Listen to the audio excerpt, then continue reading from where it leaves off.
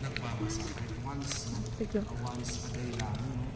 Kahit 15 minutes lang, no? Ay makikita ko natin yan, no? Alam mo rin sa buong buhay ko, inaamin ko, no? Ay tries ko, nabasa ko, no? Yung book ng Biblia. From in to amen. No? Kasi kung tingnan ko ninyo, ang last ho na word, no? Sa ating Bible is amen. And simula ay in.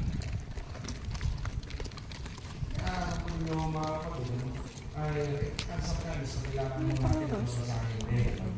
At ang ginawa ko dahil sa theology, dahil na-challenge ko yung aking mga seminaryan. Sabi ko, at least man lang, bago pa rin ng pare, no, ay the whole Bible, no, ay nabasa ko rin.